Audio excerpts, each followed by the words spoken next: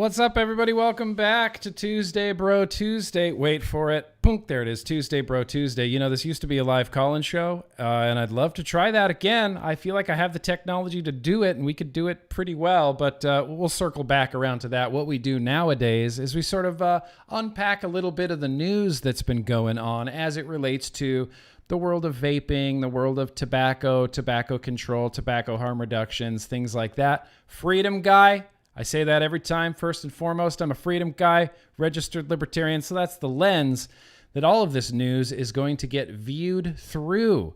But welcome, you guys. Thank you so much for being here. We do have a very special guest that I'm about to bring on. We're going to be talking about what we were supposed to talk about 2 weeks ago before the Dangleclacks just got so bad that we couldn't continue on. But I still want to talk about, heavy air quotes here, the study from Stanford that showed that youths and young adults are more susceptible to COVID-19 because they vape, but not if they continue to vape. It's fun and it's complicated, and I think we're going to dig into it a little bit. We're going to be talking about anti-nicotine zealots. Just love that word. Michelle Minton threw that word out there. Zealots. One thing I want to throw out there before we bring Michelle on is there's still, I believe, an active call to action to submit your comment to extend the PMTA deadline for certain small vape manufacturers. I've been hearing a few things here and there, left and right, about how this is going or how this is not going, but there's still an active call to action for this. So if you haven't already, go leave a comment on the docket. I feel like the more comments we have on it, the better. There's two ways to do this. You can go directly to regulations.gov, which I'll put that link in the description as well, and leave a comment that way. But Casaa has made it nice and easy right here with their call to action to submit your comment. And again, this doesn't apply to every single vape shop or every single vape company out there. It's for a few of them, but we could possibly help a few of these shops, maybe extend that PMTA deadline out. You know, this is something we've talked about a lot, and it seems like the vape industry has just always been on some sort of deadline, constantly moving the goalposts. You know, people thought it was all over in 2013. People thought it was all over again in 2016, but we're still here. You know, we're still kicking around. They haven't succeeded completely yet, and we got to do everything we can. Legion sent you Moto Vapor? All right. Well, I appreciate you being here. Without any further ado, Dangleclack free, let's bring in our guest, the prolific Michelle Minton. How you doing, Michelle Minton? Hello. Thanks for having me on. I hope I'm looking at the chats, just waiting for people to start. Yeah. I keep skipping. Just people say, it out. Here comes the Dangleclacks. You say no. You say no to the Dangleclacks today. Not today, Dangleclacks. Not today, Dangleclack. I'm pretty confident. I've done a few test runs. I had, we had. I saw Danielle. Yeah, Danielle Jones was on. It went great. I did a little bit with Logan Exhales. I streamed for my patrons with Logan, and he's awesome. I don't know if you're hip to Logan Exhales on the Twitter, but he's a fantastic guy. But we got Michelle Minton. So welcome to Tuesday Bro Tuesday, Michelle. I'm so happy that you're here. Here's to no Dangleclack. Oh, yeah. And by the way, I'm drinking unicorn farts tonight, this evening. Oh. A beer from Berlin Brewery. Oh, unicorn. And that is appealing to kids. Definitely, Michelle, I feel, right? Shout out to Duke Law Brewery. I have a big juicy IPA in my Loyal to the Empire koozie, because why not be loyal to the Empire? How's that sour? It's pretty good. Supposedly there's sparkles, edible sparkles, glitter, but I'm drinking out of the can. I don't care about glitter, but it's a good sour. Yeah? With glitter included. That is ridiculous. I can't think of a more... Like they're very careful to say it's edible glitter. Yes. It's kind of like a fruity sour, less like lemony or lime and more like, I don't know, like tart cherry. It's good. See, that sounds interesting. That sounds great. And as an adult, you're enjoying this sour cherry flavor. Yes, I'm a big fan of the coffee stouts and the sour cherry beers and all of that. I like all the flavors. Give me the flavor.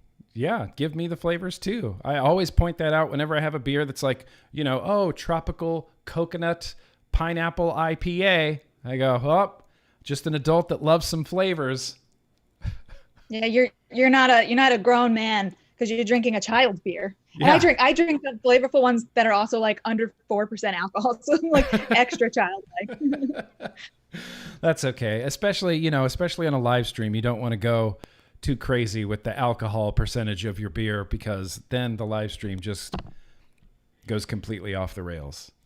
Well, then I start dropping F-bombs. Yeah, that's okay. F-bombs are allowed here on the GrimmGreen YouTube. They're almost encouraged, Excellent. Almost encouraged. So, Michelle, let's talk about this Stanford study that happened. And I use the term study pretty loosely, as I imagine I should be doing, because it was really more of a survey, right? Yeah, this is one of those studies that looks like a graduate student really needed to fill out, their publications list. It was like, let's just throw, I don't know how much it cost this third party to do their survey. Let's throw 50 grand at this survey company, get some data, and then make it say what we want it to say. I'm sure they got the results. It didn't say what they liked. So they're like, let's try and do some statistical hocus pocus, some sleight of hand, as I like to call it. Right. And then everybody just ran with it. And the big thing here from Stanford, I'm showing vaping linked to COVID-19 risk in teens and young adults. Data collected in May shows that teenagers and young adults who vape face a much higher risk of COVID-19 than their peers who do not vape. And they were very specific in that headline about teens and young adults. Just teens and young adults. Is that the only people that this survey was open to?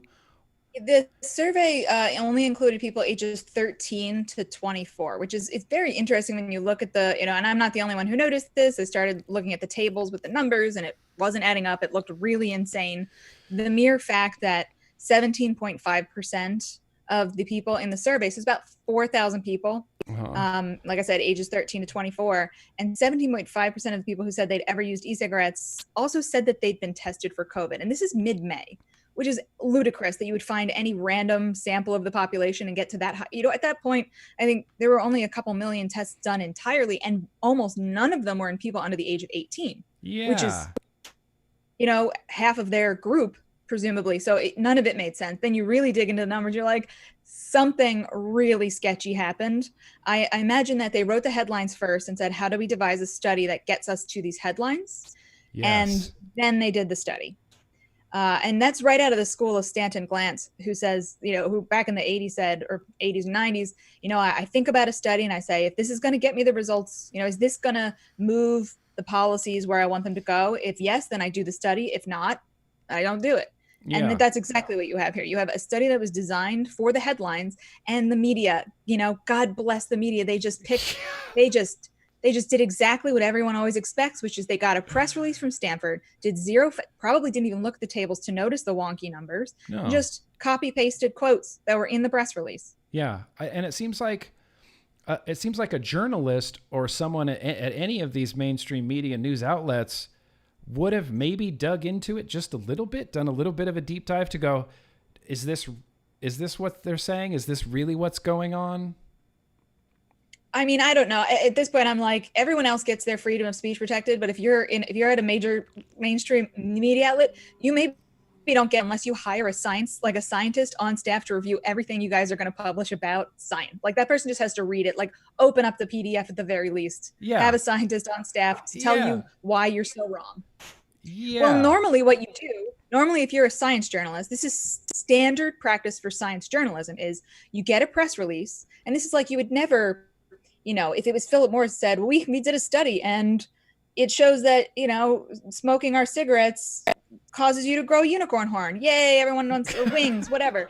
And, if you are a science journalist, you would never just print what was in the press release. You specifically seek out other scientists who were not involved in the study, who maybe have some criticism of it. And this followed right on the heels of the European Society of Cardiology put out functionally a press release. It was a book report. They looked at other studies and said, well, vaping causes heart problems. And I looked at the press release and I'm like, well, I never heard this about vaping raising blood pressure, except for obviously if you're vaping nicotine, you're going to have acute, small rise and then it'll go away. Sure. And so I looked at the actual study and I like highlighted the line and I sent it to their press office.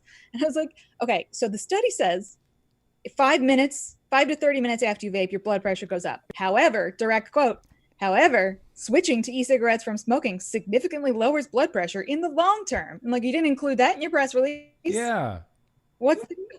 Yeah. So that, that, and the media picked right up on that one as well. So, we have this Stanford one, which says what people, anti-nicotine zealots, have been wanting to say since the beginning of this outbreak. They are always trying to tie e-cigarettes to anything they can in the news to get the attention out there, to have the message hammered into non-smokers, hammered into parents' mind. This is just another reason. And the number of times I've heard this phrase over the last couple, since that Stanford study, this is just one more reason why we need to deal with the youth vaping epidemic. Yep. It's exactly what they wanted. And it doesn't matter a year from now, this is retracted, as it should be. Absolutely.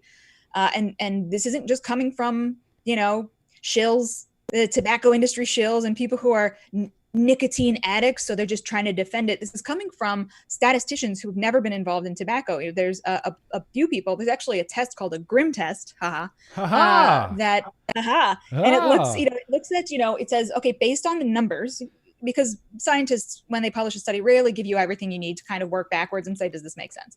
But based on if you have a total population number, are they possible functionally? And so they looked at just things like sex reported, so male, female, other. Sure. These numbers are impossible. So based on the numbers you're reporting, this is impossible. They said they found 4 Grimm errors in the first half of the table. So someone actually published this on PubPeer, which is a really great place to go if there's a controversial study. You can have there's no block. I mean, it's almost always other researchers who go on there and they put their criticisms about studies and they point them out. Oh, that's really interesting. There are moderators, so you can't have someone just coming dropping F-bombs and saying, this person's a shill. You don't get that. The moderators say, well, this is a respected researcher in a field, and they have these criticisms, so you publish it up there. But you don't have to go through an editorial board. In this case, with the Stanford study, for example, I know a lot of people have submitted comments to the journal.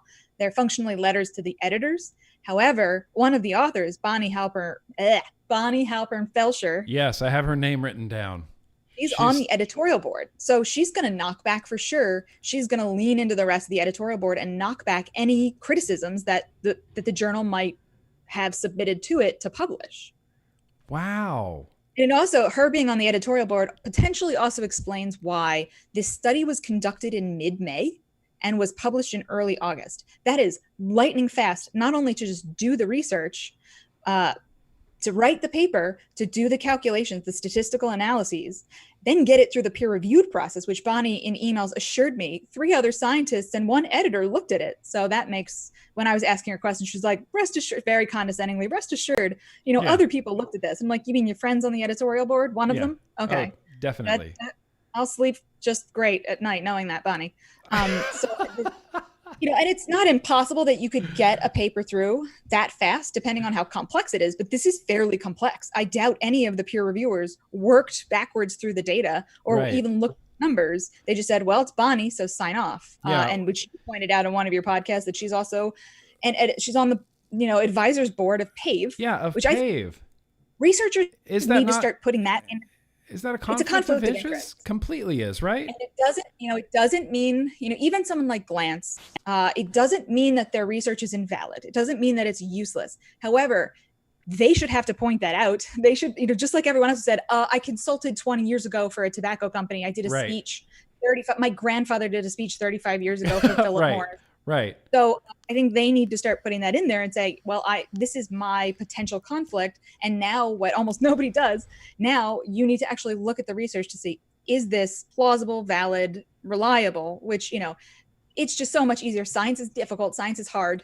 So people will just say, well, this person's paid by something else. So therefore, it means it's useless. Yeah, there's a reason it invalid. Accepts the basis for FDA decisions, like with IQOS, for example, it was Philip Morris science. Yeah. They are scientists. That's and because the people at the FDA advisory boards who are looking at this stuff and making decisions are scientists, they know it doesn't matter that it's Philip Morris, and obviously they have a bias. Obviously they have a conflict of interest. However, they can look at the research and say, well, you're reporting the data. I'm seeing the data.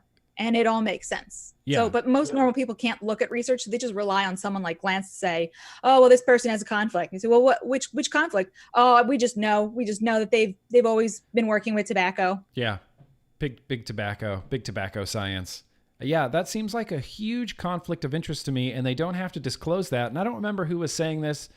I remember Matt Cully saying this, but it might have been, I can't pronounce his name, Brad Rowdu, who was saying that University of Louisville, that they make these, studies like this that Stanton Glantz does so complicated and tangled, up on each other that it takes a longer time to undo it and to go back and to get to the facts.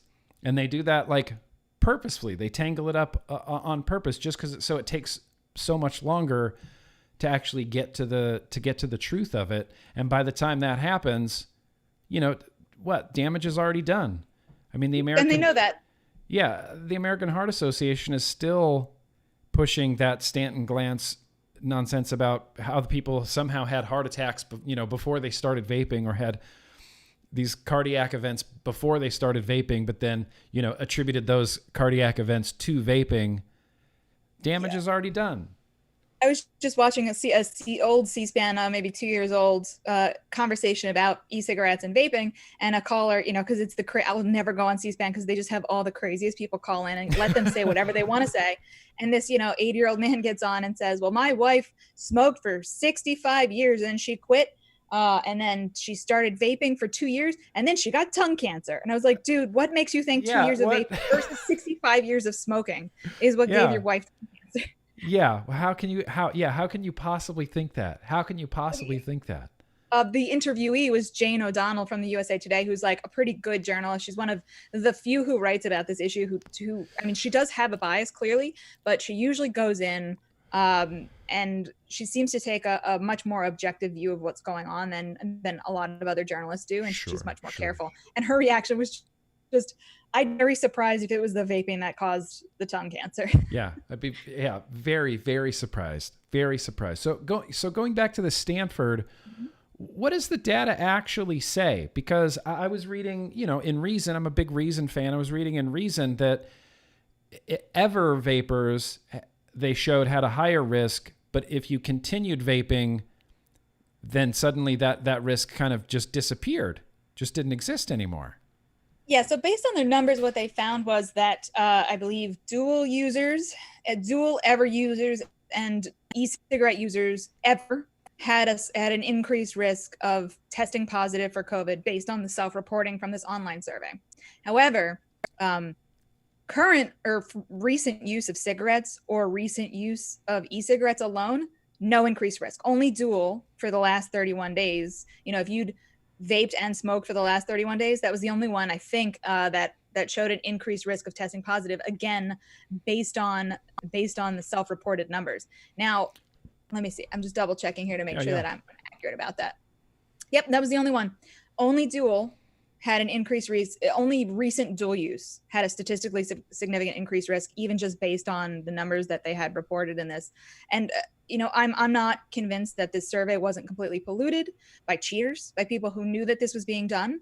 There are ways that could have gotten out. This happened to Peter Hayek when he was doing a similar survey, and they had to stop the test because they said these are implausible numbers. It's clearly being flooded by cheaters, something by people fishing who going want on there. Yeah, they want the outcomes to be something specific. Yeah. So for ever use, it was e-cigarettes and dual use, not cigarettes only.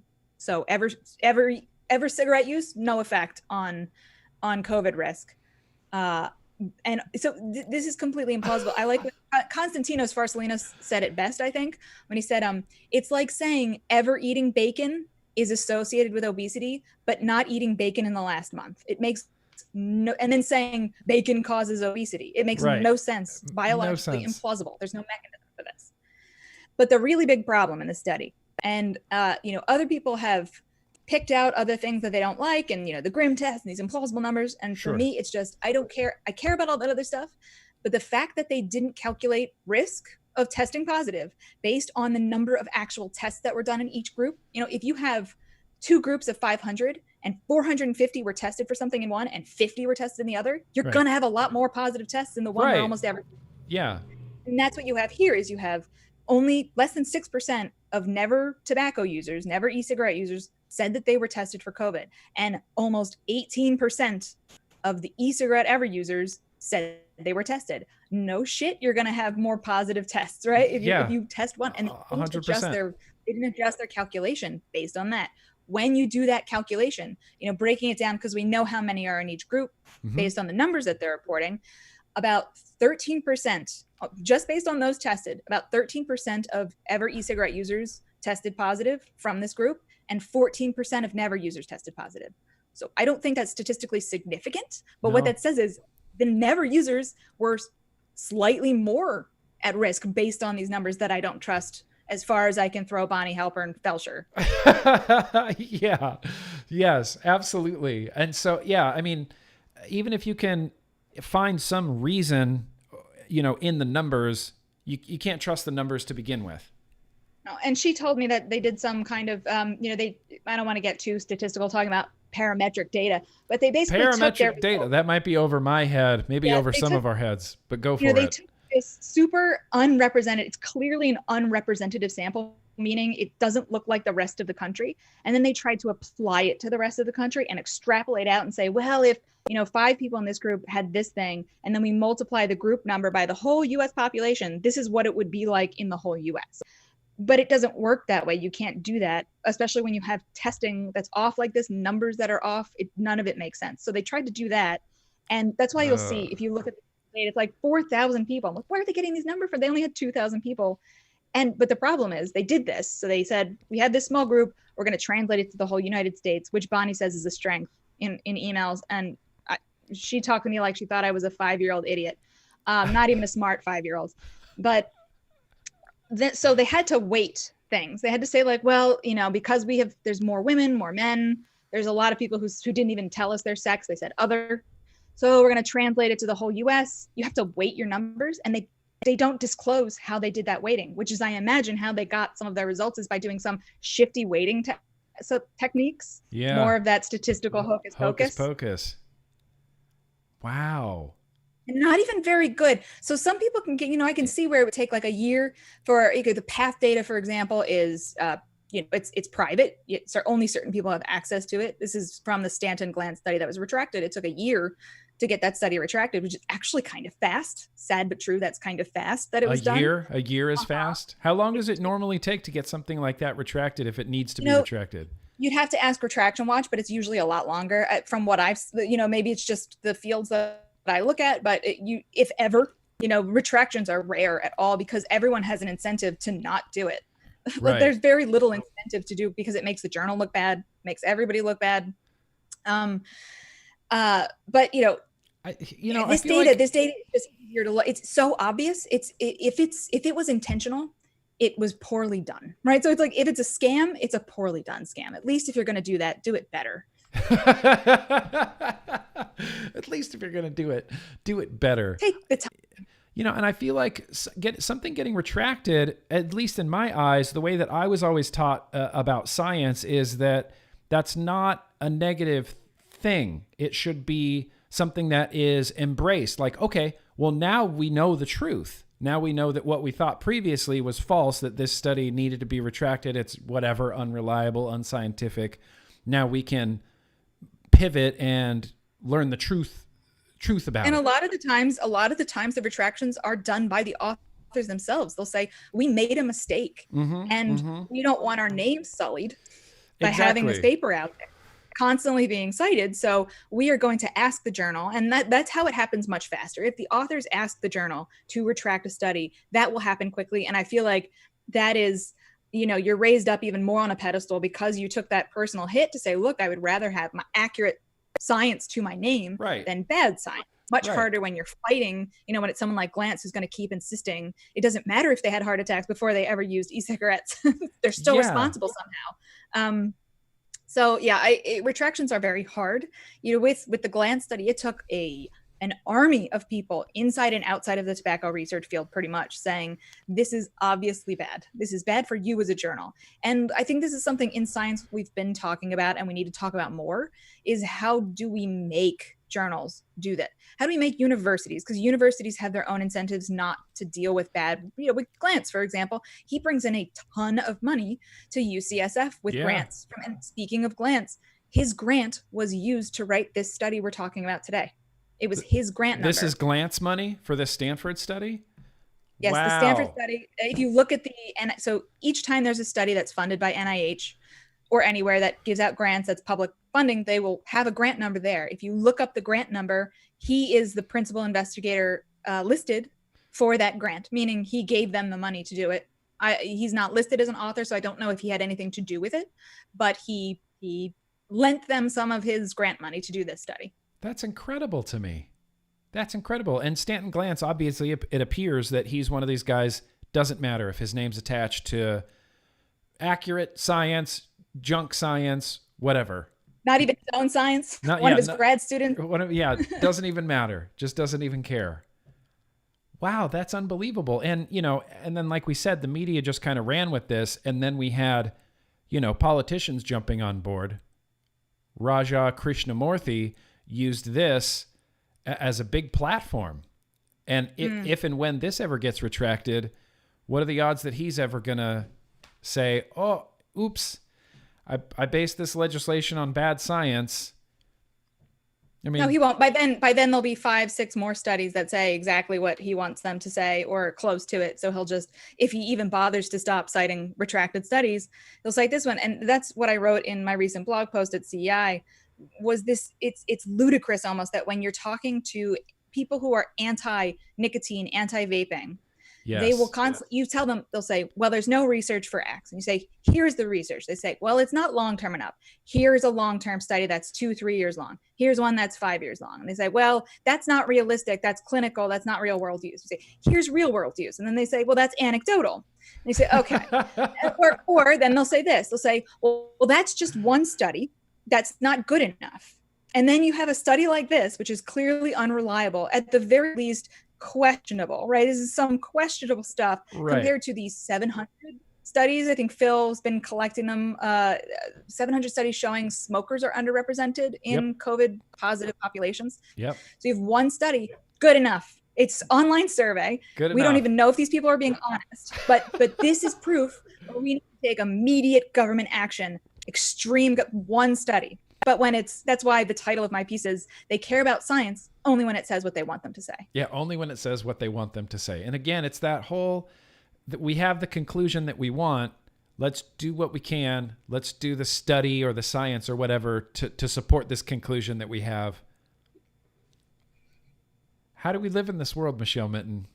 Well, part of it is, it's like blood in the water. The NIH said, well, there's a problem. And these groups were saying there's a problem.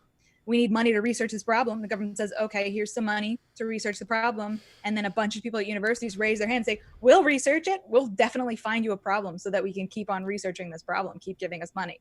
Because this is, in my, the wonderful audiobook that you read, my Perverse Psychology, when you read that. I love that.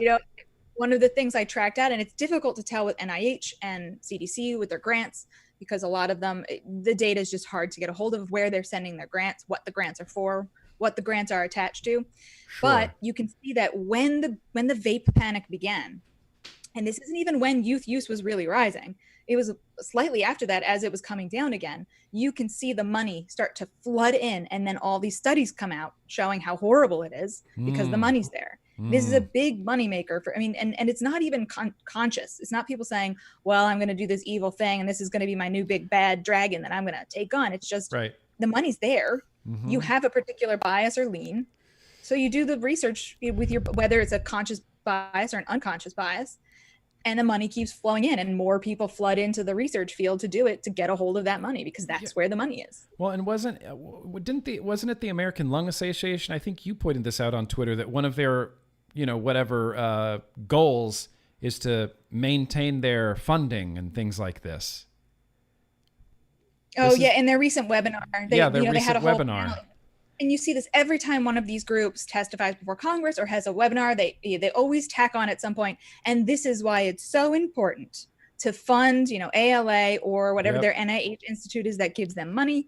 And, I work at a nonprofit. So I sympathize. We are very, in one of my earlier papers that I wrote about this, fear profiteers, I admitted And my office was like, do you really want to put this in there? And I was like, I have to put this in there. Otherwise it's hypocritical to say, as a nonprofit, every nonprofit uses the same model pretty much, is to say, we have something we want to say.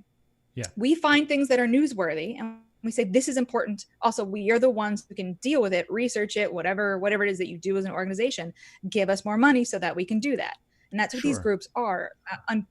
I mean, they have the extra leg up in that they can go to the government, and if they're in California, they can force people to give them money through taxes. Yeah. Which, hey, that's a great racket. Which it was the precursor to ALA back in the turn of the last century. Functionally said that at a meeting. They said, "Look, donations are great, private money's great, but there is nothing as reliable as taxpayer money." Yeah. So they knew all the way back then, if you can get on that taxpayer money train, you're golden forever. Yeah, you got nothing to worry about. Wow. Follow the money. I mean, the saying "follow the money" is really like a thing. And I mean, in our eyes, and at least in the vape community's eyes, a lot of these organizations, American Lung Association, American Heart Association, their credibility, CDC, their credibility is just. It's hard. It's as someone who, I'm a nutritionist by trade. I like a lot of work that these groups do. I was sitting at several meetings with someone from the American Heart Association last year, and she was working on really great programs to help get, inner city people who are lower socioeconomic status, to get them fresh fruit and food, vegetables, stuff like that delivered to their house. I'm like, this is a cool program. You're getting private businesses to volunteer funds and supplies, and this is awesome. But in the back of my head, there was still this thing where I'm like questioning everything she's saying, and because I'm such an optimist and I really like to think the best of people until they give me no other choice, I was like, I just like to think that some of these groups, including the CDC, are just so compartmentalized. They have no idea what's going on. Like the tobacco unit, they have no idea what they're doing. And in a weird way, that's a little bit like my organization, where I get people on Twitter who are like, global warming and blah, blah, blah. And I'm like, I have no idea what they're doing. I honestly don't even read what the other people are doing. So I don't know what you're talking about. I got my platform. I do I pay attention to some things, but I'm like the climate change folks, I have no idea what they're up to. So don't blame me. Get mad at them. Yeah. Well, you can't. So you can't be expected to be a subject matter expert on everything. And if one of my colleagues, and to be fair, I will say something to my colleagues if they say something that I find absolutely detestable. Like if someone was just like, a Nazi or something and talking about that, I would definitely be like, okay, I got to leave, or you need to deal with it. Yeah. But with the climate change stuff, I just kind of, until there's something really bad that I'm not particularly, it's not my interest area. Let's just say that. Sure. Yeah. Well, and it kills me. One of the things, Bonnie Halpern Flesher, like you said in your paper, she's a self-described anti-vaping advocate.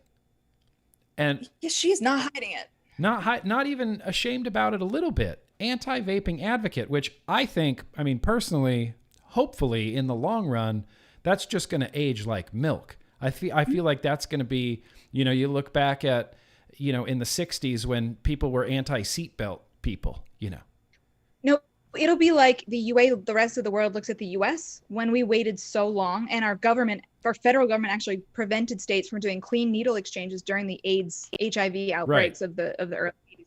The rest of the world looked at us like, you are absolutely insane backwater country, where we've got our HIV crisis under control and yours is still, completely out of control. That's how they'll be looked at in, I would guess, 20 years time. 20 years. We got to wait 20 years to get justice for Bonnie Halpern Flesher.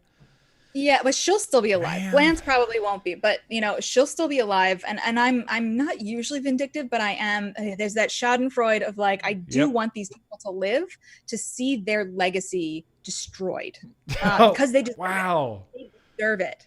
Someone like Lance deserves, and like I said, I'm sure he's a perfectly lovely person in person, if you're not an attractive woman that works for him or something like that. But these folks, whether or not they know they're doing it, they're actually killing people, even just with disinformation. And even if not that, it is such a violation of scientific principles that it warrants them, it warrants severe punishment, up to and including the destruction of their reputation and their professional careers, because science is built on good science. Yes. Bad science is built on bad science. And for me, one of the big things, and I talk about this a lot, is one of the founding principles of ethical medical practice and research is respect for autonomy. You cannot force people to do things, even if it is in their best, even if legitimately they say, I would love to quit this thing, I would love to stop doing this. You can't force them to do it, because it's just well, for one thing, it gets into really, we have that because of the Nazis, frankly. Because of Nazi research practices, the whole world said, hey, look, we're just going to stop it being okay with experimenting on people and doing surgeries on people, and without Mengele. Yes, exactly. Right. And of course that continued for a long time afterwards, with lots of excuses about why they could do certain things, like the Tuskegee Airmen. But to this day, and this time, it's in research in medicine, there is supposed to be a lot of respect for autonomy. I don't know why that doesn't translate into the social sciences, where you have people saying, well, we're doing this human math. 5 people live, maybe 4 people die. 10 people live, maybe 4 people get a disease. Like, they're not numbers. They're not numbers in a game that you're playing. These are human beings, and they should have, even if they die, even if they're making that choice to take a risk with their life, it should be their choice. That's the only ethical outcome, not because you force them to live. That's not ethical. Right. Yes, absolutely. Wow. Yeah, that's good. That's kind of, I've just never thought about it I've never gone down that path of thinking before. Have you heard of the trolley problem? It's this very fun, and I've written about it before. Yeah. The only reason I know about it is because of The Good Place. Yes, The Good Place was a very fun representation. But yeah, so it's this idea, if your listeners aren't familiar, there's an out of control train and 5 people are on the track and they're going to die, and you have the option to switch the track so it goes over to one side and kills another person. Is it ethical to do that? And my answer to that has always been, it is not ethical to do that at all. It's not ethical to push the guy off the bridge in the way of the train, for sure. It's no action involved, unless you can run in front of the guy and push him out of the way. It's not ethical, because you are making a conscientious choice to take life away, which isn't true. Yes, society, nature, accidents, all of that will do that, but it's very different when you make the conscientious choice to kill somebody, or to hurt somebody, or to take away their liberty. And I really hope people outside of the tobacco control field, I'm worried because I see interest in autonomy waning, even among people who, like the cannabis folks. They are making arguments to me where I'm like, no, this is not the winning. I mean, maybe it's the winning argument where you live, money, taxes, criminal justice, all that stuff. But the winning argument is adults have the right to get their swerve on if they want to, right? 100%. Adults, what happened to better living through chemistry and adults being able to change their consciousness by their own choice? Yes, you could say, well, when you try to stop them, all this horrible stuff happens. And that is 100% true. That is true that if you try and stop adults from getting their swerve on, they're going to get it on in some other weird way. It's probably more dangerous. Yeah, in a probably more dangerous way. And they will. But all of that is immaterial. So to the main point, which is that person has every right to do that, to drink a cup of coffee, to, take a cold shower, to drink alcohol, to smoke nicotine, drink glitter beer, to drink glitter, edible glitter. To drink edible glitter, right? And that's something that, adult choice is a big thing that I talk about a lot on here and on, and on the vlog. And it all came from, I can't remember his name, but he was, it's going to drive me insane, who did this blog post, basically saying, even if they find something bad with vaping, like maybe after 20 years of vaping, your lungs just explode or something. Even if they find something bad with vaping, we still need a reason to defend its use. And that should be the adult choice. A lot of people will stop. Yeah. The thing that drives me nuts about this, and I'm sure it drives a lot of other people who vape, want to know this stuff. They want to know exactly what the risks are. But we recognize that we're not going to know that for the very minute risks. And this is something I say with cannabis. People say, oh, but there's this evidence about psychosis and all this other stuff and addiction and blah, blah. I'm like, when you have 20 plus years of research on a thing, and with cannabis, it's you have 100 years of data, at least, pretty much, and you still don't have definitive answers, what that means is if there's an effect, it is so small, you're having trouble detecting it. Right. And we have that's where we are with vaping now as well, is the research is actually pretty close in terms of the amount and the quality of the research on nicotine and on cannabis. You have, yes, there are risks. For sure, there are risks involved with e-cigarette use. There are risks involved with going outside and breathing the air outside. The question is, how much risk? And that's something we want to know so that we can make informed decisions. Well, but we don't want to be lied to. How much risk comparatively to the alternative, which is combustion, how much risk compared to that? And this is something that, back in 2016, they were trying to find a lot of stuff, similar to what they're doing now, trying to find a lot of stuff wrong with vaping. And they would say, oh, well, this liquid has, we tested this liquid and it has whatever, XYZ, acrolein or something in it. And I would always say, that's something I want to know. And, liquid manufacturers want to know that too, because we want the safest product possible. And so we can change the liquids to be safer products because we want the safest product possible. And it's the same thing like with the, the outbreak of the illicit THC lung injuries, where it was the acetate. And no, I don't think any states at that point when that happened had that on their prohibited ingredients list. They all, like almost all of them with recreational or medical cannabis have that listed now as a prohibited substance or additive. But so that's the thing that people want to know. Yes, absolutely. So, but now where we are now as consumers, and I'm sure as the industry as well, you see these studies and you're like, I'm not going to change my formula because I don't trust this as a consumer. I don't trust with it. So if and when the government does find some serious risk involved with any particular substance, who's going to believe them? Right? With marijuana is having this problem. Cannabis is having a huge problem with, as the research starts to find risks associated with cannabis use, if they're there, I'm not really convinced. But see, this is one of the reasons everyone says, well, that's just reefer madness BS.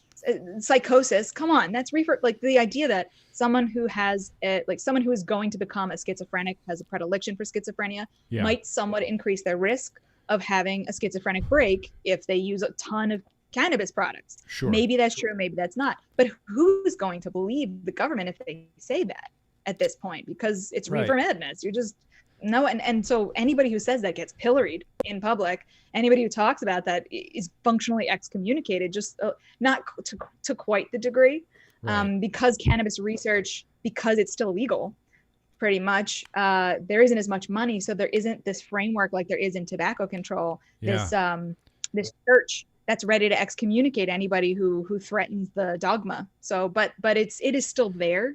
Anybody who brings stuff up like that is, tisk tisk. You shouldn't talk about that.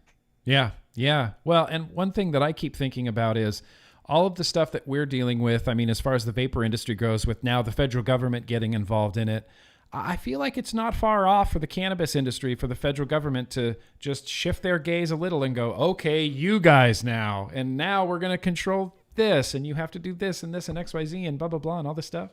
Oh, I've been warning them for years, and I have a paper that's coming out, I think around the 21st, right when the House, the U.S. Congress should be voting on descheduling cannabis, and which is a thing that's happening, right?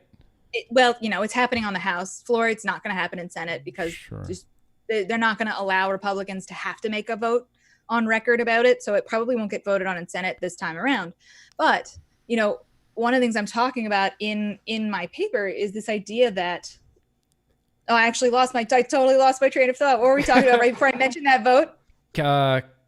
Federal government turning their gaze to cannabis regulations. Yes. So, go. And Amelia Howard actually, she reviewed my paper and she pointed out, and I was like, she's absolutely right about this, that I talk about how it's a paper contrasting the treatment of nicotine and cannabis, and among a lot of the same people, where you have, where is the American Lung Association, the American Heart Association, where are these people on the cannabis issue? They say things here and there, but it's not like the targeted, focused thing. Right.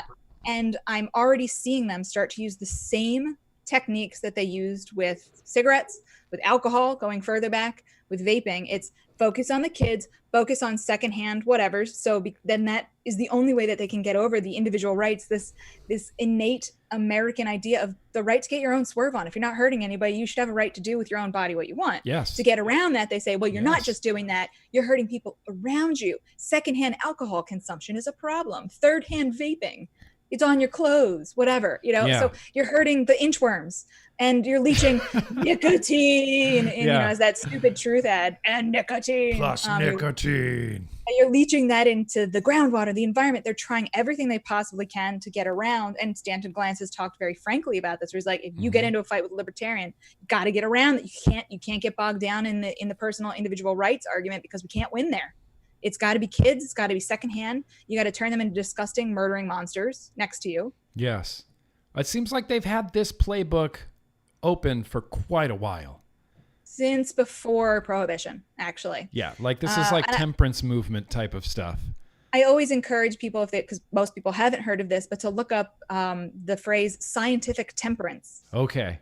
I'm going to do it right now, Michelle. You can't stop me. Because that was actually taught in schools across the country prior to Prohibition. And it was their plan to functionally indoctrinate young people with scientific temperance. It's all this goofy early 20th century eugenics almost style stuff of like, and in Nazi Germany too, Hitler was super against smoking. And there was a lot of talk of it contaminates, not the DNA, they didn't know what that was, but it contaminates the genetic pool and all of this other stuff. And these arguments have been around for so long, and you can see them, they're smart enough to know now that they can't touch on anything that looks like eugenics, but they do it very lightly, and there's some of the stuff of, instead of making someone evil, we'll try and make them the victim, right? So back in the day with alcohol, it was alcohol makes immigrants and Black people into these monsters that attack white women. Yes. Yep. And now it's big tobacco, Black people have no choice but to use menthol, because the tobacco companies tell them it exists, and they have no choice because they're just babies, and they don't have the intelligence, the strength to choose not to do it. So we have to protect them from big tobacco. So it's this playbook that's been around for an extremely long time. It's a depressing playbook. But I think it's very important. And this is something I'm really, and I think everybody who's listening should really, really focus on this. You need to talk to your liberal friends, because they get a lot of the arguments. They're not seeing the connection here. If you say cannabis, yes, there's some evidence that there are harms. Alcohol, same thing, but we are not trying to ban it, even though kids are always going to be able to get a hold of it. We're not trying to ban it because we think adults should have the right to make these choices for themselves. Yeah, absolutely. Do it with nicotine. What's wrong with nicotine? They're going to say big tobacco, but big tobacco. And you say, you think people are too stupid to recognize advertising when they see it? Yeah. To know that who trusts big tobacco at this point? I mean, honestly, it's a miracle. It's a miracle that vaping got picked up at all, because of the distrust that the tobacco control had instilled in the population for so long. With the secondhand smoke thing, if you go back and really look at the science, it is incredible what a scam that was. How much of a scam the secondhand smoke idea was. Not that it doesn't exist. Of course it exists. Sure. You're breathing out something other than air around people. There might be something, but the evidence was never there to support what they were saying. Yeah. Yes. My favorite tidbit on that is planes. They started with planes on short flights under 2 or 3 hours. We want to ban no smoking, right? No smoking on planes. The funny thing was, before they banned smoking on flights, the air was cleaner than outside air, because they were cycling it constantly. They were cycling the air in and out, recycling the air. And then when they banned smoking, they didn't have to do it as much. So the air quality kind of, which is very, and I'm like, so it was never science that did it. It was distaste. And it was targeted. We saw recently, someone said Prohibition wasn't a study published in some journal that publishes apparently everything. We should look back at Prohibition. It actually maybe did work. Yep. And that woman was, we got into it on Twitter, and we were talking with her, and she was like, well, this is why we need to start with the bans, the prohibitions on e-cigarettes need to start where there's very little use. And I'm like, yes, that's because there will be no fight. That strategy is there will be less of a fight. There are more people who just dislike vapors and smokers and want to get rid of them and want to push them out of their society because they don't fit the ideal. Deplorables, exactly. Michelle. And then you get a state like California does what it just did, and then another state says, I didn't know you could do that. I'm going to do that. It's like in traffic. In traffic, when you get stuck and someone's like, I'm just going to use the shoulder, and then like 5 other people are like, I didn't know you could do that. I'm doing that. Shoulder. We had that with the Valley, where Gretchen is like, I'm just gonna government emergency order, I'm doing it now, and then you had 10 other states try and do it too. Yep. Until the court started knocking them back. Yep. Well, and yeah, the same. It happened in, where did it happen? Massachusetts, but it stuck. New York, but it got pushed back, but they got it through again. I love Rhode Island is just like, yeah, Massachusetts, go ahead. Everyone come here. Every time Massachusetts does something, Rhode Island gets a huge influx of money from people crossing the border. Yeah. Oh yeah. I don't doubt that. Well, and that's another thing is, there's so many unintended consequences of these bans and these prohibitions that, I don't even, you were on that Reason panel. I can't remember the gentleman's name. I think I wrote it down. Mike. Mike? Mike LaFave. Mike LaFave, yeah, who was talking about smuggling of tobacco products and how New York State smokes more smuggled cigarettes now than they do legally purchased ones. And it's not even because of a ban or anything. It's just because the taxes are so high. Same in New York. In New York, it's 60%. Just New York State. Yeah, New York State. 60% of the cigarettes consumed are bootlegged, mostly from Virginia. And they know this because they look at the researchers went into trash cans and, they did it's kind of like fishing. And you're like, let's measure the fish. We'll take 5 random fish and then say, this is the average. Sure. They did it with trash cans. They pulled out cigarettes. I can't remember how many it was, maybe a couple hundred. And they said, well, look and see at the bottom. Are they stamped here in New York? Are they stamped somewhere else? Yep. And 60% of them were stamped at a different state, which with Virginia has cheaper taxes than New York. New York City, I'm sure, is worse if you just look at New York City because they have their own extra tax on top of the state tax and on top of the federal tax. It's called border bleed, and we've seen this with alcohol forever, that when a state starts to implement taxes, for Philadelphia, for example, did this with soda recently. They put a soda tax on. I'm from Philadelphia, and I love that they were one of the only places that didn't even make there was no pretense that they were doing it for public health. Like, we want to deal with obesity. No, there's no, we want to raise money to they have just said we need pre-K. money.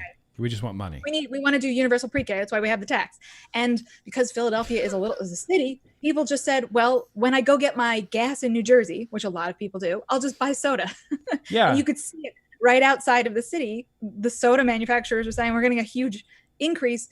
If you ever look at an alcohol consumption by state kind of thing, DC is usually extremely high on there. If they include DC, it's like the most drunkest city in the country or whatever. It isn't. I mean, it is. You have to survive here, yes. But it's also people from Maryland and Virginia will buy their beer and liquor in DC and then go home because they work in the city. And there's like, well, it's cheaper in DC. I'll just get it here. They have better options. And it's not in Virginia, it's ABC stores. You can only go to the stores to get liquor. In Maryland, it's insane. It's almost as bad as Utah and Pennsylvania, where you have to buy beer, wine, and liquor at like almost a separate place. Only a few grocery stores have beer. Yeah. But yeah, border bleed is a huge thing. And it's worse now. It isn't even like the old days with prohibition and alcohol because we have a global market. So long as the UK and New Zealand and, other countries continue to have safe, legal e-cigarettes, and human beings in America who basically started the craft beer revolution have access to liquid nicotine and flavorings, you're never going to stop this. All you're going to do is make sure that they don't buy it in America or don't buy it legally. They make it themselves. Yeah, it's insanity. It is insanity. And it's not, it's not like so the black market is what caused EVALI. And then they use EVALI to ban nicotine vaping, which is going to create a bigger black market. I mean, they have to see that this is what's going on. I mean, they have to, right? Like I said, my bias is optimism. I am a huge optimist. I will always find that silver lining somewhere. Sure. And with the E-Valley crisis, not at the beginning, but after it was pretty much over, once the CDC admitted what we all knew starting in at least July, then I started to see people who weren't necessarily on our side or who weren't vapors, who weren't in the space, kind of step back and say, this is not right. And then they read some others and they're like, wait, other people were saying this 6 months before CDC said anything. Right. So I think they're pressing their luck with studies like this Stanford study, with the E-Valley crisis. I think they're showing their hand a little too much. And even if people already knew that was going on, I think it's too obvious. Some people still have integrity and shame. Not a lot of people in government, but there are some people out there, some reporters, some just individuals, some researchers who have enough shame to say, this is a little too obvious for me. Right. I'm on board, but not if you make it this obvious. I kind of have to say something. Right. I kind of have to show skepticism here. So, and like I said, with IQOS, I said this a bunch with IQOS being, getting its partial modified risk tobacco to market itself as modified risk in some way or another. The tobacco folks are, the anti-tobacco, anti-nicotine people are going to be having a real hard time coming up now with convincing people that a cigarette is a cigarette is a cigarette is a cigarette. If it has nicotine, if it's nicotine and not a pharmaceutical product, it's just a cigarette, because the FDA has now said that that's not the case. Right. And a lot of people have already admitted that if heated tobacco products are less harmful than combustible cigarettes, e-cigarettes are less harmful than that. So you're going to have a real hard time convincing people that that isn't the case anymore. Well, and they're still trying. I still see people trying to demonize IQOS and things like this. And, IQOS is harm reduction. There's just no way around it. Obviously, vaping is even safer than that. I'm wondering if IQOS getting that modified risk to, designation maybe creaks open the door just a little bit so that vaping can go, hey, us too, maybe? Something like that? It's a little bit like, I think it'll be like marijuana. So, the reason politicians didn't get on board with legalizing cannabis on their own. They didn't say, the research now shows that it's safe. They didn't do that. The rest of the world saw their friends consuming cannabis in a responsible way. And as it became more and more permissive, our society, this open secret, this open defiance of the cannabis laws, you have Doug Benson on YouTube every week getting high. It's literally called Getting Doug with High, and having celebrities on. And they're not like jumping out of windows from 5 stories up. They're just like having a pretty good time. And more people that in your life started to talk about, like I remember I had a friend, when I found out that he was a wake and baker, I was shocked. I'm like, he's so productive. Because, you think of back in the 70s, you would think of you would think of cannabis pot users as like people who stayed in their mom's basement all day, because those were the only people willing to come out and talk about it and say that because they didn't care enough. Well, and that's the way, that's the way it got portrayed, on TV shows and media and movies. And it was always, I just pictured Jim Brewer from Half Baked. I'm like, that's the pothead kind of stoner guy. That's what they wanted us to think that pothead stoner guys were like, when really they win Olympic gold medals too. Yes, that I remember when with a snowboarder, I can't remember his name right now, when he lost his medal because he tested positive for cannabis, and everyone was like, give him an extra medal. Got up and did that. Guy an extra medal. As it became as society became more permissive, and you started to see like grandma smoking pot and like dude down the street who mows his lawn every weekend, he admitted to using weed, the stigma lessened. And so we're going to have this with IQOS is going to be around. People are going to see more people using it. They're going to be curious. They're going to their friends are going to tell them, it's harm reduction, blah, blah, blah.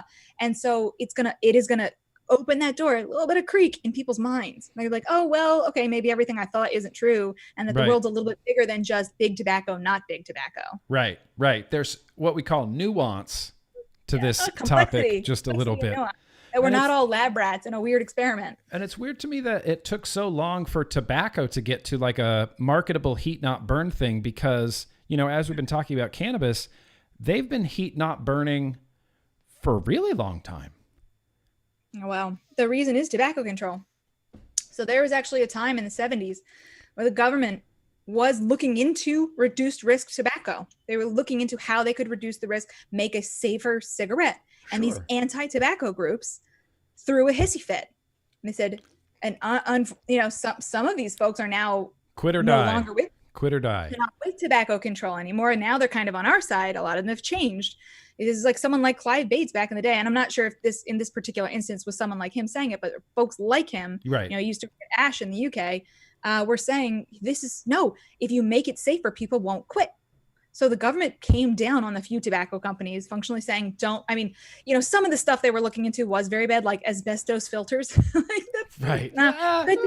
Probably a great thing that didn't actually make it to market. But the U.S. government itself was trying to figure out how they could do this. And a lot of those researchers who were involved got excommunicated, shamed, don't talk to them. This is a Michael Siegel type. Who used to work with Stanton Glantz a lot and was functionally excommunicated from that world. But that's why you don't have it, is because you had a standardized market beholden to tobacco control and the U.S. government. And the U.S. government said basically no, because they were beholden to tobacco control. They said, we're not going to approve this because a cigarette's a cigarette. With cannabis, because it is it was for a very long time just banned and unregulated. And we saw this with e-cigarettes before a lot of this stuff happened. Like you were saying, like diacetyl and other stuff, they were saying our customers are saying they don't want this in there, so we're going to take it out. Yeah, so we self-regulate. We're going to take it out. Something else. Right. PG makes some people have allergic reactions. We're going to try VG. We're going to try a combination of even just the idea of like child-proof bottles. We didn't need to have child-proof bottles, but we said, okay, we should have child-proof bottles, self-regulated. Now it's, industry standard without needing any sort of legislation or federal regulation, child-proof bottles. Unfortunately, though, that innovation is going to go away a little bit. I mean, it'll still be there, but with this regulatory process where, imagine if, let's say, 100 of these PMTAs get accepted and approved, who's going to go back in to do more? I mean, a few might, but you're not going to do it every time you have a great idea for a new flavor. Every time you have a great idea for a new innovative, like mechanical structure, you're not going to do it because it's $1 million at least every time. But you will have, like I said, craft beer.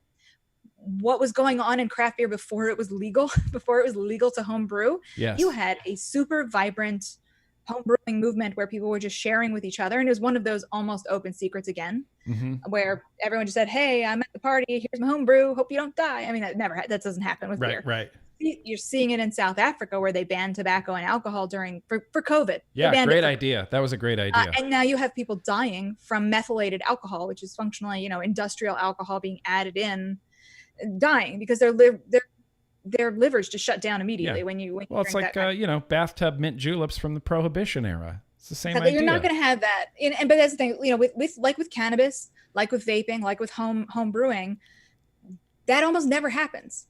Maybe you'll get some kind of like, ooh, it's a little fungusy, like sure, a little funky going on. What is that? Quite right. Yeah, but people aren't dying. And with the vapor, I watched this. I was elated, shunned, surprised. It was inspiring to watch the early vaping movement behave like the early craft beer movement, where they're talking about research studies. We need to take this out, and they're marketing on that too, saying like, well, we don't have metals or we don't have this. I'm like, that's awesome. That's going to go away in the regulated market probably, because you're not going to be able to say we don't have X in it anymore unless you get FDA approval, right? Because then you're making some kind of implied claim. But I think over time, you'll get more and more. People will get used to it, I hope. Depends. It depends. I think we will know how the regulated market is going to go in the next 5 years, depending on whether or not the FDA approves 5 or whether they approve like 1,000. Yeah. If they approve 1,000, then you're like, okay, yeah, you're a real regulatory body. You're not just a figurehead that's going to rubber stamp a couple of them and then say no to everybody else without any reason. Like that teacher who's just like, I'm just giving an A to everybody, or I'm just going to randomly give you an F and you an A. Yeah. Yeah. I mean, they don't have enough money and people to do 2,000 in 3 years, even though they're supposed to have to do it in, I think, 1 or 2 years. And there's no way they could do, I would say they wouldn't be able to do 50 of them that quickly. It's going to take them a decade. They're going to have to rubber stamp some. Yeah. I mean, they're going to have to rubber stamp some. They could have made it easier on themselves. Everyone was telling them there are thousands and thousands of products that could potentially file. And they said, no, we'll be shocked if we get 100. You're like, you could have made it easy by saying, here's a list of ingredients in certain quantities. If you don't go outside of that, you're automatically approved. Yep. Right. And then you just have to do some stuff for the extras or where you go over a little bit. You just have to do that research and submit that information. They could have done that.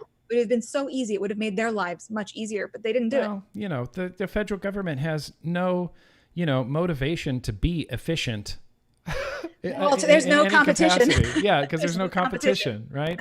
There's no competition at all. And it's funny that you mentioned craft beer, because I think when I mentioned this to Danielle, that's where I kind of picture at least our side, like my side of the hobbyist vape industry, kind of becoming more like craft beer.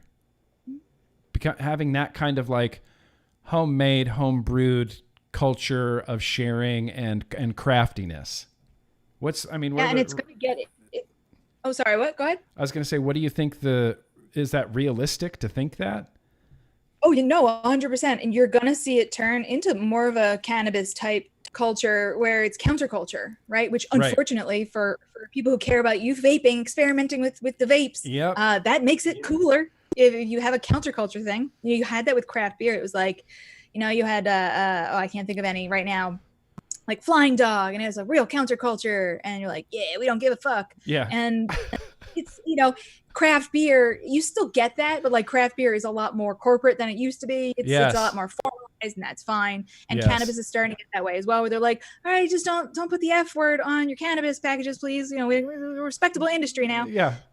You're gonna, and we had that with vaping, and you're gonna see it again. It's sort of, people are going to play around. They're probably going to be a little tongue in cheek with some things. There's probably going to be way more unicorn poop flavors than you'd ever thought you wanted to see on the market. Yeah. Because it's funny. Absolutely. It's funny to thumb your nose at the government and be a little rebellious.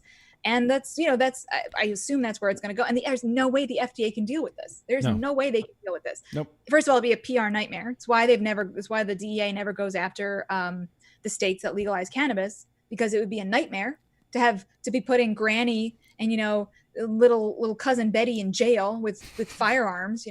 Then it would prompt voters to actually do something about this, and DA didn't want. If the FDA starts going in and arresting grandma, grandpa, pop, and like mom and pop shop vapor out of their trunk, then other people might start to have sympathy for vapors and what's going on. Well, we can't have that. No, absolutely. That's why I think that they're trying to separate out. One of the reasons that they really keep out anybody who has third, fourth tiered relationships with tobacco. Your grandfather worked at a tobacco company. You can't come to our conference. Right. Because they don't want those people who are kind of on the fence, who are new, who are on the fence in tobacco control, to actually meet people like me. Like, I'm not a smoker. I'm just a person. I do research. I'm pretty objective. Here's what I think. It makes me a human being in their eyes, and shows them the other side is not the evil, this cartoonish caricature of big tobacco. Yeah. They meet people like you who has no links with big tobacco at all. People always say my organization, and therefore I have links, because everyone always does exactly what organization says and does and absolutely wants. Unquestionably. Yeah. But yeah, so I think their sympathy is hugely important, and unfortunately, tobacco control has done a great job of saying, well, big tobacco is evil, and everyone agrees with that now. Right. And then e-cigarettes are just big tobacco. Yeah. Well, they even tried, wasn't it the American Heart Association that big vape or something like that? They tried to push the big vape narrative. And the big sticky pocket of big vape. But unfortunately, when all this stuff starts going down, people are going to say, well, there is no way, Joe Bob, who's dealing vapes out of his trunk, is linked with big tobacco. Yeah. Exactly. You just can't do that. Well, and now craft beer gets away with whatever they want. Doesn't matter. Edible glitter. Come on, edible glitter. You've seen like the Dunkaroos stout that is literally the Dunkaroos logo, and like the Atomic Warheads sour beers. That's where I want vape to get. I want vape to get to that point. People outside of the alcohol industry don't see everything that goes on behind, how much struggle they have with regulators, how much internal controls they have on the industry itself. These rules about advertising, they don't apply to colors and names and stuff like that, and flavors, because that's never been a problem in alcohol. It's not been a problem in cannabis. It probably will be when tobacco control shifts its gaze over to them. Sure. But they're, in order to deal with the regulatory pressures, the alcohol industry really has some pretty stringent self-regulations on advertising and what they can say and who can be in their ads and what can be shown. In America, anyway. Sure. If you look at the ads in Germany, they're awesome. It's just chicks in bikinis and ridiculous. Yeah, absolutely. Dang, Michelle. Well, we're about an hour and 15 minutes in. We're going to start wrapping this up, but there's one thing I wanted to ask you, and that is, when did tobacco control start moving from the idea that we're trying to protect people from the harms of smoking to just this nicotine, this blanket anti-nicotine type of thing? Was this with Juul? Was this with the epidemic that this started happening? No, it started actually around Prohibition. So after they succeeded with alcohol prohibition, there was literally a campaign called Nicotine Next. So the tobacco control, modern tobacco control, is is just the intellectual grandchild of that temperance era. It's a rejection of hedonism, this idea of pleasure, and it's a very, Anglo-Christian, European idea of, if you engage in physical pleasure, that's not godly. Therefore, it's evil and you're evil. And, in modern tobacco control, where it really started, so they used cigarettes, and it was perfect because cigarettes were terrible. Cigarettes it was a perfect were terrible for you. villain because they kill people. Yeah. There's a lot of evidence about this. But where it really started to shift and the mask really started to drop on the health side of it, that the health concerns were really what they cared about, was right around 2009, when you can see, if you go back and look, Campaign for Tobacco for Kids, because the smoking rates were plummeting so much. And funding was dropping so much because people weren't interested. It's not an epidemic anymore. It's not, we were approaching smoke-free society levels at that point. So the Campaign for Tobacco for Kids started looking at lozenges, flavored nicotine lozenges. Why is that? That's not smoking. How many kids are actually using flavored lozenges? Yeah. Really? Gums? Why is this a thing? There's no evidence of this, but it's right at the same time that the vaping thing came around. So they instantly shifted, knowing that was a way better target for them. And it was, they were right, because it looks like a cigarette. It had cigarette in the name. Dang. So it was around 2009, 2008, maybe somewhere in that 3-year period where tobacco control was desperately looking for something else to target, to make a big front page news story again.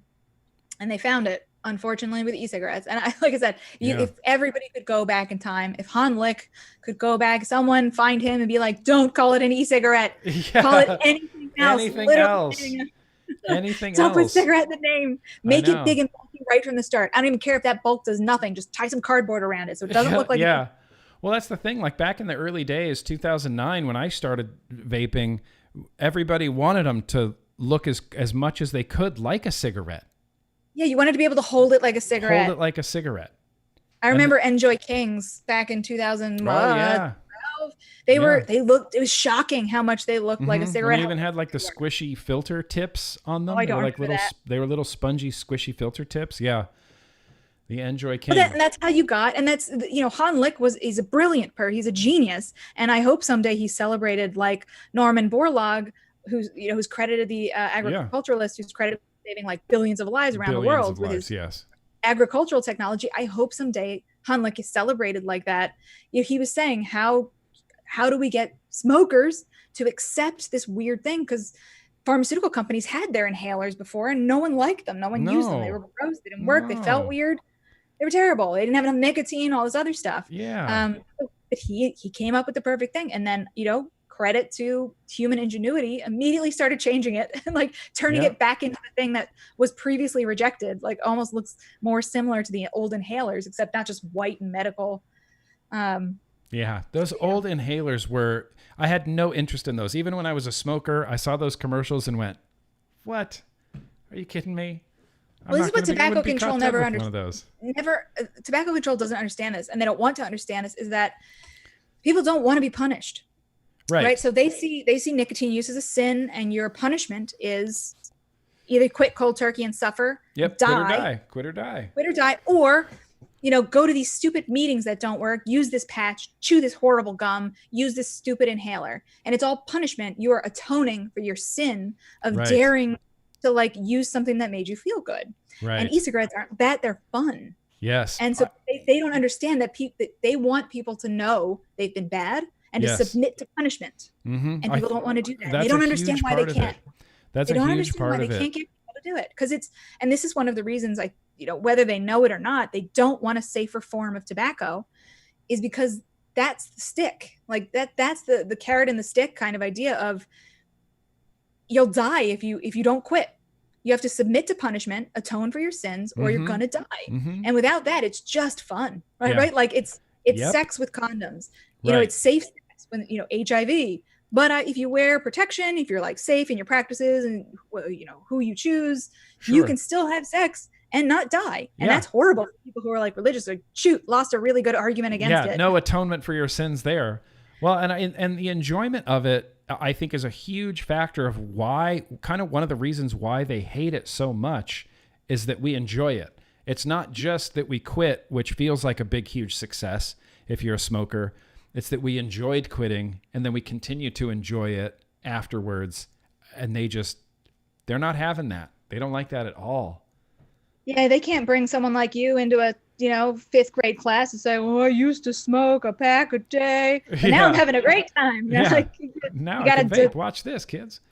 Tobacco users who are trying to quit are walking billboards to kids and other people why you shouldn't pick up smoking, because they're like, God, it sucks. It's horrible. I'm angry. I'm irritable. Trying to quit. Don't like it. I really want to smoke. And that's a signal to everyone around them. Like, whoa, I should really stay away from that because I don't want that to be me someday. Yeah. But you see people vaping, having a grand old time. Yeah, exactly. Puffing away in bars. And look, we have tobacco 21 now nationwide. It's good enough. 21 and over with an ID is good enough for literally every other vice that exists. Like I always say, you can get birthday cake flavored vodka. All you need is an ID. You can get a large thing of birthday cake flavored vodka. All you need is an ID. Order it online. Get it shipped to your house. Yeah, order it online. Get it shipped to your house. All you need is an ID. That's not good enough for vaping, though. Yeah, I don't know why. There's no good reason why it shouldn't be just as well. Yeah. Especially now when we have technology, this comes from the gambling world. That was a big thing with online gambling. It was like, well, you'll never know if a kid gets in. A kid could get on and start gambling away. And you're like, well, you need a credit card and an ID. You need to basically like, what if they steal their parents' ID and credit card and spend $50,000? I'm like, well, I think that's probably on the parent. There's no credit card to let you spend that much. Are they not checking are they leaving their social security number hanging around for their asshole kid to just use? There's some person response. But online gambling companies have extremely sophisticated. In New Jersey, for example, is one of the really hard places because for a really long time, it was so close to other states where online gambling wasn't legal. They had to be able to pinpoint where somebody was within a city block.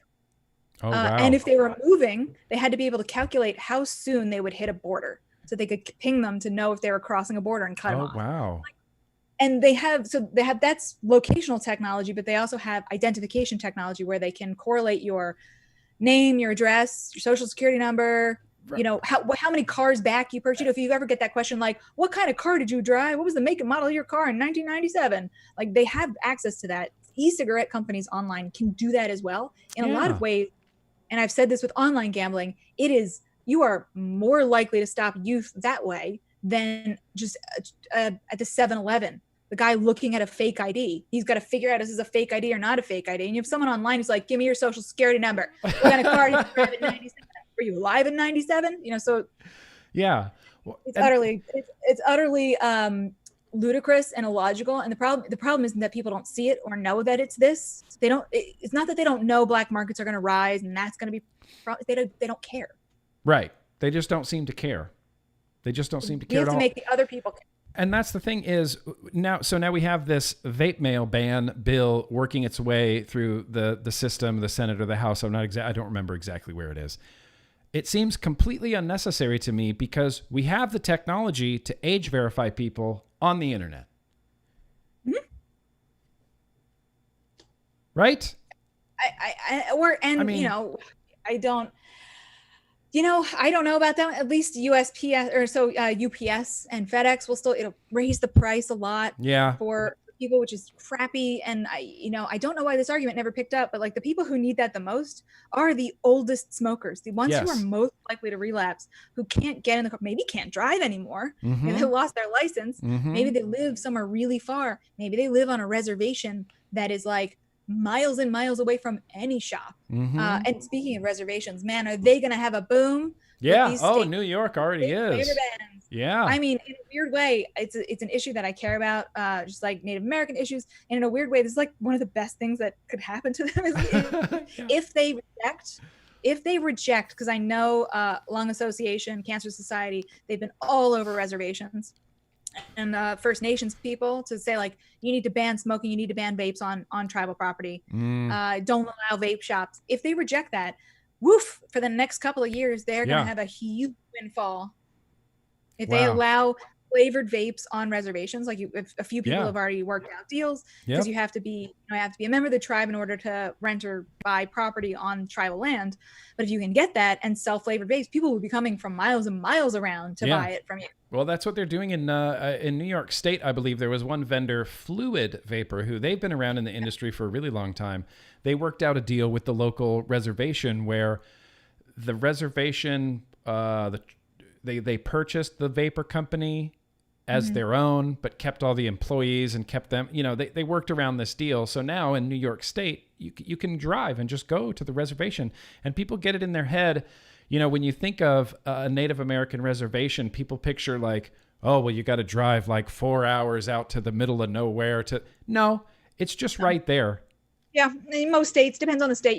Maybe if you're in New Mexico or Arizona, where it's but it's enormous. I can't remember which one that is. Navajo, the huge Navajo land out there. But no, and this has been going on for many, many decades. People go to tribal properties to buy cigarettes because they don't have to have the state taxes.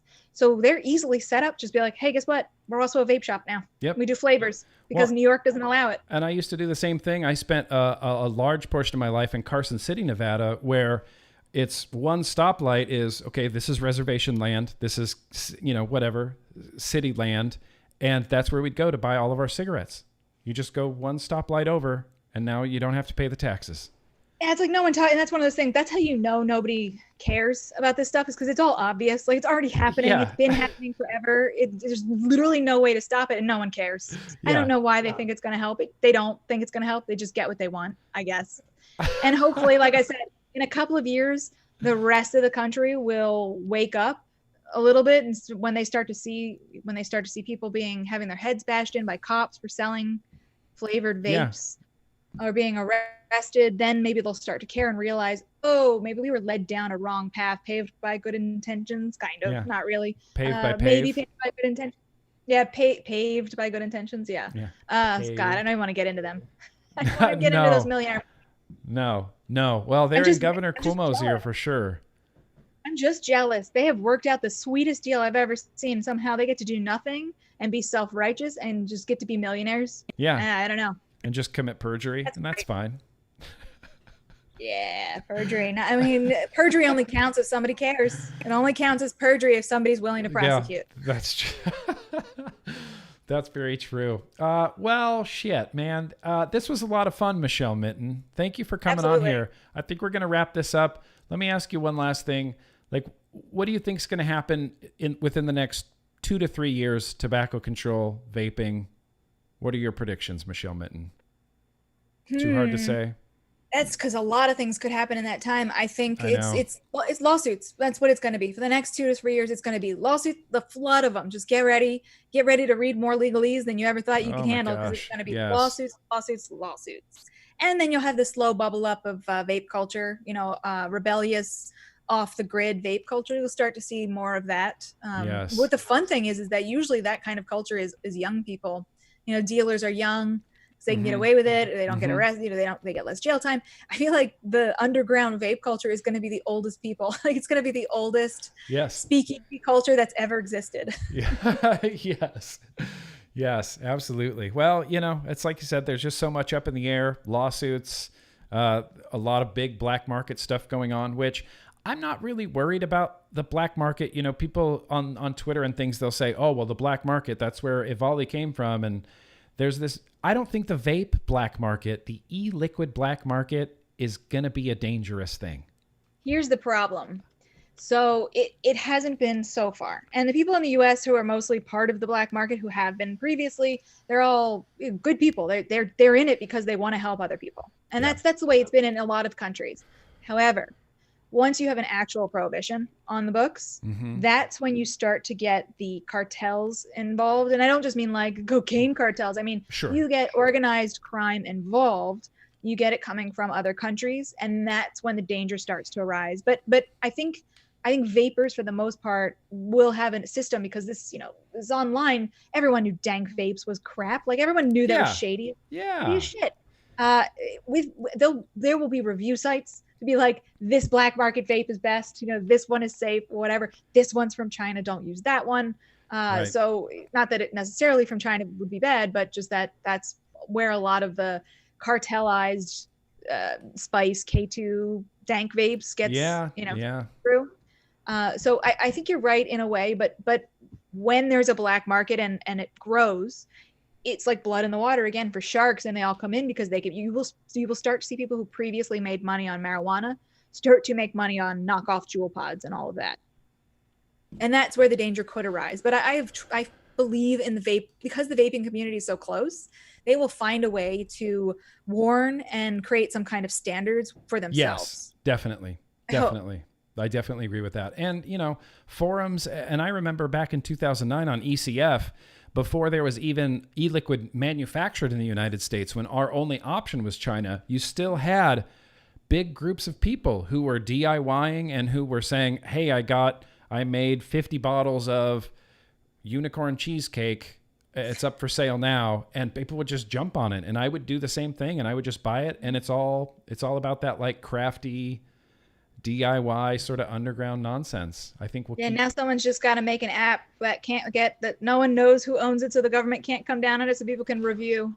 Let people know what to avoid and what's good. Yeah, exactly. What to avoid and what's good. Well, while I have you here, let's do the 3 super chats that came in. Southern Comfort. I'm at Stellar Vapor in Lutz, Florida. We're shouting out Doug. All right, Doug. Hamish says Michelle Minton is my new harm reduction crush. Well, I mean, she's a happily married woman, Hamish, just so you're aware. And then finally, last one from JoeTech250. Please continue your work and give us the real information. With all my respect and love, very much thanks. Oh, my respect and love from Luxembourg. I love you. Very much thanks. I appreciate that. JoeTech250. Really appreciate that. And one last time, it's Michelle Minton, everybody. Thank you so much for coming on, Michelle Minton. I'd love to have you on again sometime. We can discuss, freedom and Star Trek and whatever else comes across our table. Still working through the original series. Still going through it? Like season 2, end of season 2 now, getting there. Are you going to do the movies afterwards? Oh, I'm like trying to rush through it because I can't wait I want to get to the one about the whales. I've heard there's one with whales, and I'm very excited. Yeah, Star Trek 4. That's my favorite Star Trek movie. The Voyage Home. Oh, it's so good. All right. And then we're going to go all the way back through, not to get all nerdy, we're going to go back through TNG as well. Because I've already seen that, but it's been so long, I don't remember. As you should. Yeah, I watched TNG growing up, like with my dad. My dad was a big Star Trek fan, and so we watched TNG every night it was on. Every single night. Q. Oh, it's so good. So good, Michelle Minton. Oh, well, thank you so much for having me on. This was really fun. I love a media appearance with a 2-drink minimum. Yes, two drink minimum, edible glitter included. Stay on the Zoom call if you would, Michelle. I'm just going to take us out here. But thank you, Michelle Minton, for coming on. That was fantastic. She's brilliant. I look up to Michelle Minton quite a bit, and I really appreciate her being here. But thank you guys so much for coming out. The replay and podcast will be available as soon as humanly possible. I'm going to put some links down in the description to a few of the things that we talked about. But in the meantime, remember that no matter what anybody tells you, vaping is at least 95% less harmful than burning deadly combustible tobacco cigarettes. So yeah, you guys, let's keep on vaping. Be excellent to each other. Peace.